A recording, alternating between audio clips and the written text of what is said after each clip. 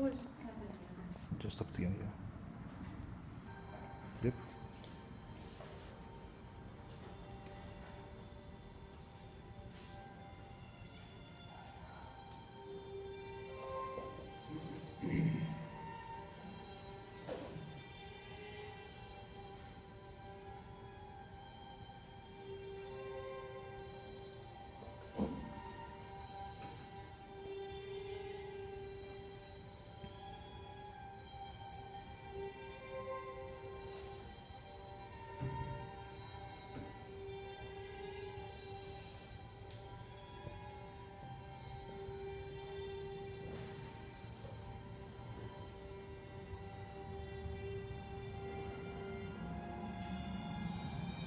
This is the part that I choreographed.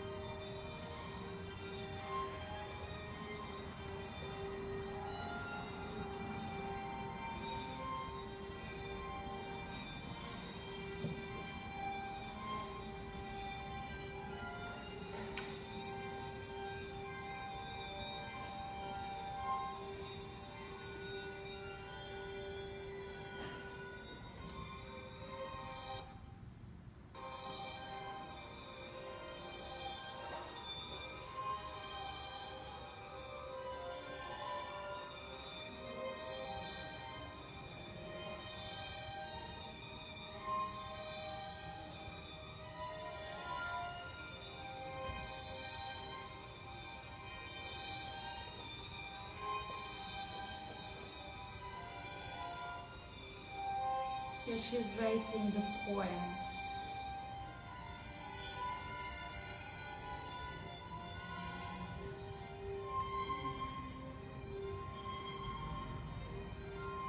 This is Jonathan's work, his own soul.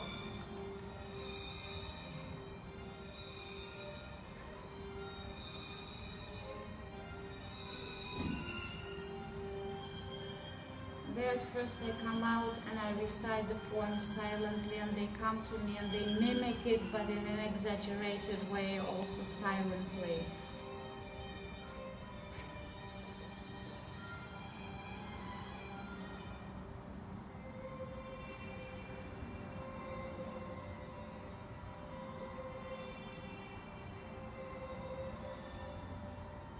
And now we do Yasmin's translation of Haiku into movement.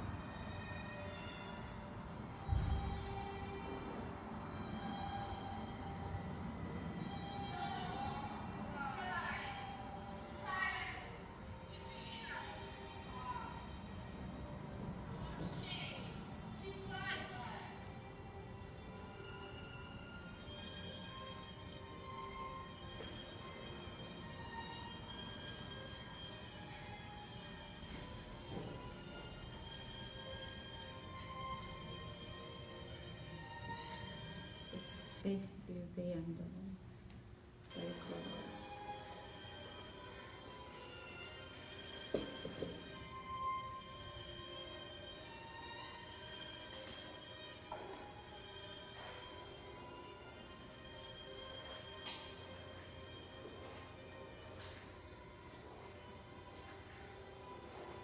And Yasmin is the lady that translated Haiku into movement.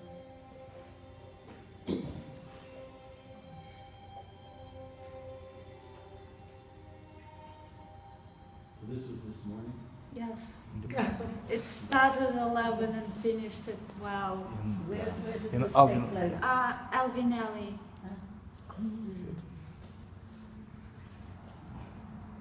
Is that on YouTube? No, I yet have to ask the permission of the organizer of the workshop.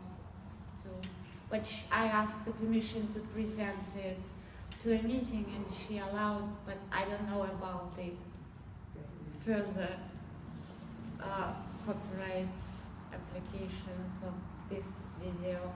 And I wanted to finish my thing that as haiku lovers we always have the urge to share our appreciation and how it affects us in our lives. And I was lucky in Chicago to participate in a small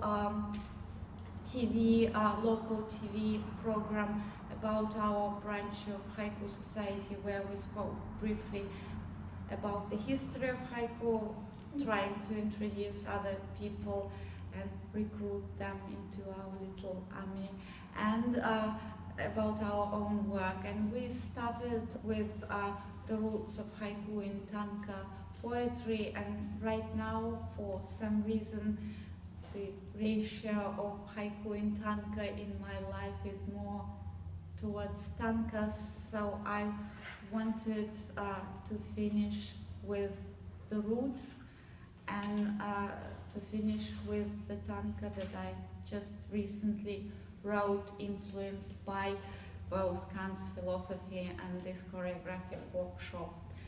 The music shapes the time in which the world is coming into bloom. The music shapes the space in which the world is coming into bloom. The music shapes the space in which the world is coming into bloom. What was the last two lines again? The last two lines? The music shapes the music shapes the space in which the world is coming into bloom. The world is coming into bloom. Bloom. Bloom. Like a flower. Beautiful. Thank you so much. Well, we have a few minutes if anybody would like to ask something or say something. That was a lot. It was all good. What a wide range of fields, forms, ideas, and things we should. Holy cow. And it's all chaos for the most part. It's very disorganized. Good. Perhaps one day you could do a workshop in teaching us how to choreograph, No, that I thought that was brilliant by this lady Yasmin, because when she first came up with the movement, at first I was like, what? Why? And then suddenly there was like this inner feeling that nothing in me was against her translation. It was so clear, logical, and simple in its presentation that I completely accept. I said, like, do you want to change anything? I said, no, that's actually perfect. And probably since she was a dancer since she was 3 and continues to be a dancer and choreographer consistently in her life, for her it was so natural to come with a movement towards. But that was her first reaction. She actually created it like I was saying it, she did it. And at first I was like, oh my God, and then yes, that's exactly what I meant, only in movement. But it would be interesting to have a space in which there were 2 participants, collaborators, and one read a haiku or tanka, and the other, with movement, translated it as information back to the writer. That's a little bit in foresight improvisation. There is an exercise like that. You take a piece of literature, a line, and you interpret it into movement and make it tell a story. But there's always an emphasis, don't do it just to the front. Use other spaces around your body, other levels. rotate words and movements. That was a fascinating and a very, for the last 5 years I've been taking only classical ballet classes, so for me to be introduced to this whole world of improvisation that in part has rules, and I kind of realized the difference between chaos and freedom, because chaos would be just any Browning movement, but there are certain modalities that foresight improvisation introduces to you. For example, bridging or matching yourself to certain objects, or a particular movement like a CZ, or bouncing your body from the end point of your last movement. But that's the modality. You can use it however you want. It can be to the back of your body, on the floor, half crouching, sitting with one leg in the air. You can use all these modalities to create a whole world from one movement that you rotate in space. And that was very fascinating. We have a whole week of concerts here in the building this week. We have a festival going on, and each day there's something else.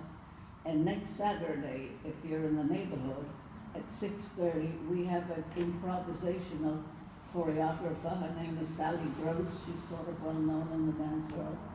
She's giving a performance at 6:30, and it's free in the gallery, in the art gallery. Thank you. If you're in the neighborhood. No, we'll probably come. Yep. Yeah. Thank you for sharing that. Thank you very much, that's lovely. It was very hard to come with something more or less organized towards a certain theme or topic, because it just coincided that I was notified a little bit more than a week before the presentation happened, and my workshop that consumed kind of my whole life for the past week happened in the same week. Well, I can't imagine if you were organized what it would work like. There would definitely be a handout or something like You'll come again presentable. with a handout. One simple question, do you always write in English? Lately, yes. Probably last 2 years. Mostly, yes. The world surrounds you and you kind of react to it in the language that it speaks to you. Thank you very much. This concludes